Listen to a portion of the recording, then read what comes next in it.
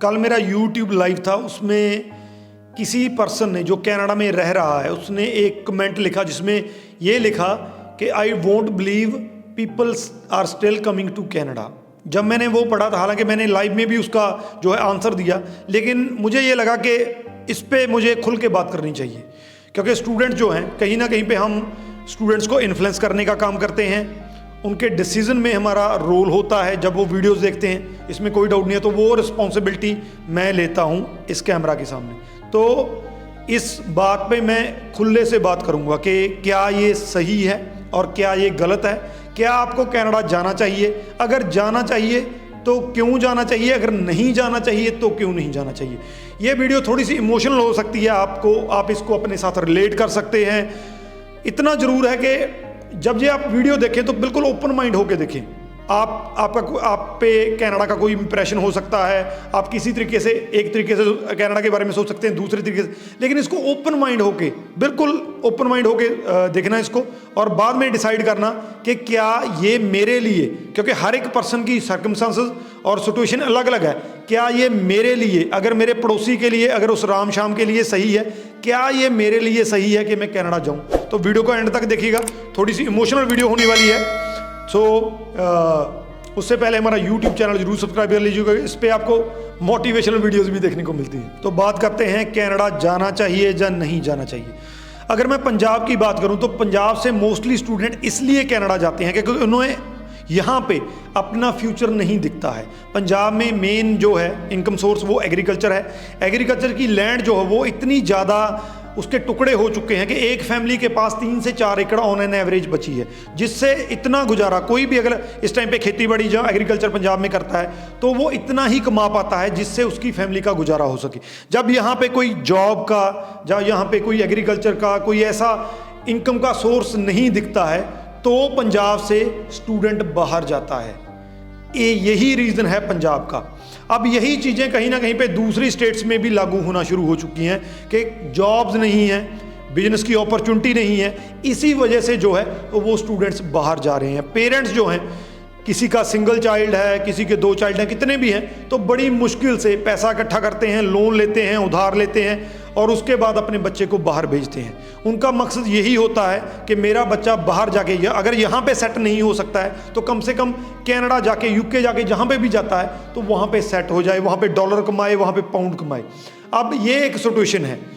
अब जो भी कनाडा जाता है, जो कनाडा का सेकंड हमें पता चल रहा है कि कनाडा में जॉब नहीं है, कनाडा में वो कनाडा नहीं है जो 3 साल पहले था। अब अगर इसको इस हालात से कंपेयर करते हैं तो आपको इसका आंसर मिल जाएगा कि कनाडा जाना चाहिए कि नहीं जाना चाहिए। सबसे पहली बात, जिसने वो कमेंट किया, मैंने उसको बाद में बोला भी, उस कमेंट का आंसर भी दिया कि अगर आपके पास, हो सकता है बहुत बढ़िया फैमिली से आते हैं, आपकी बैकग्राउंड बहुत बढ़िया है, तो अगर आपका यहाँ पे बिजनेस है और आपकी फैमिली जो है बहुत बढ़िया फाइनेंशियल स्टेबिलिटी है उनकी, तो आपको कनाडा पढ़ना चाहिए, पढ़ के वापस आ जाना चाहिए और अपना बिजनेस संभालना चाहिए। लेकिन अगर कोई ऐसा पर्सन है जहाँ जो पंजाब में, जहाँ इंडिया में रह के सेट नहीं हो सकता है, उसके पास ऑप्शन ही है और कोई नहीं है, उसे पता है कि मेरी जो सिचुएशन है वो कनाडा से भी बदतर है पंजाब में या इंडिया में, उस स्टूडेंट के पास और कोई भी ऑप्शन नहीं होता है। ये आंसर है उस कमेंट का जिसमें कहा गया था I won't believe that people are still coming to Canada. ये चीज़ उन्हें कनाडा की तरफ खींचती है। ये पुल फैक्टर है इंडिया का, पुश फैक्टर नहीं है कनाडा का। यहाँ पे मैं बात करना चाहूँगा पुल फैक्टर की और पुश फैक्टर की। कनाडा का पुल फैक्टर आज से 3-4 साल पहले बहुत ज़्यादा था। जो भी स्टूडेंट वहाँ पे जाता था उसके जॉब मिल जाती थी, बढ़िया पैसे कमाता था, अपनी फीस जो निकालता था, वो एक पुल फैक्टर था। उस टाइम पे स्टूडेंट इसलिए जाते थे क्योंकि कनाडा उनको अपनी तरफ खींचता था कि भाई यहाँ पे परमानेंट रेजिडेंसी भी मिल जानी है, गाड़ी भी मिल जानी है, बढ़िया लाइफ मिल जानी है, डॉलर कमाने हैं, तो वो एक पुल फैक्टर था।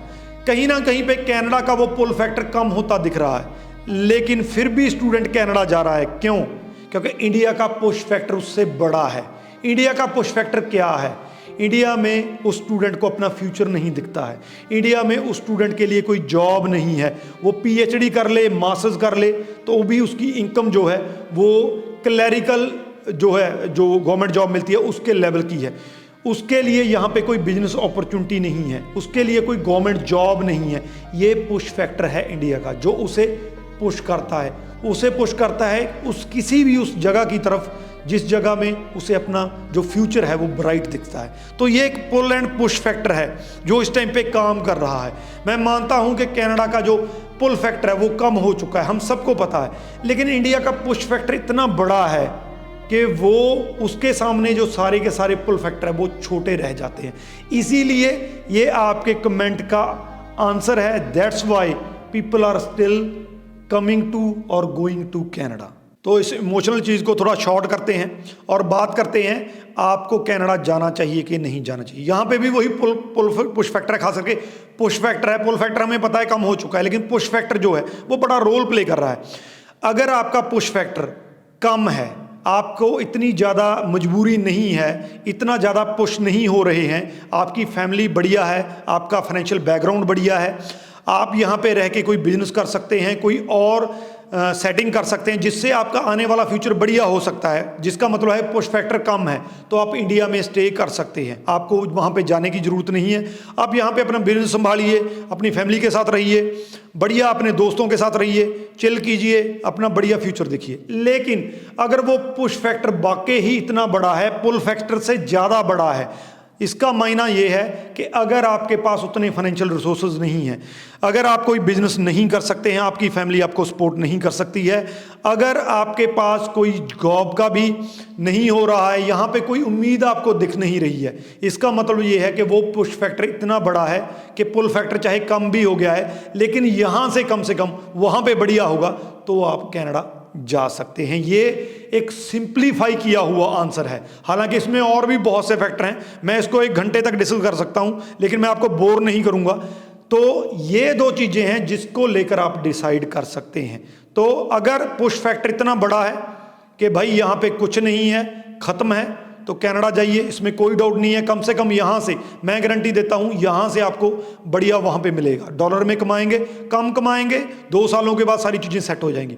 अगर आपकी जो लैंडलॉर्ड फैमिली से आते हैं, बढ़िया फैमिली से आते हैं, तो आप यहाँ पे रहिए। आपको वहाँ पे जाके, वहाँ पे जो ये कहते हैं पीपल आर लिविंग कनाडा, सारे वापस जा रहे हैं, वहाँ पे जाके वापस 1 साल 2 साल के बाद ये वीडियो बनाने की नौबत ना पड़े, तो आप यहीं पे रहिए। तो ये मेरा आंसर है, कनाडा जाना चाहिए कि नहीं जाना चाहिए, डिसीजन आपका है। मेरी समझ इतनी सी, जरा मेरा एक्सपीरियंस जितना था मैंने आपको बता दिया। इस वीडियो के शेयर जरूर कर दीजिए, कईयों को बुरी लगेगी, कईयों को अच्छी लगेगी। सो कमेंट में बता जरूर दीजिए कि अच्छी लगी कि बुरी लगी, क्या बुरा लगा, क्या अच्छा लगा। राजवी चहल, थैंक यू सो मच।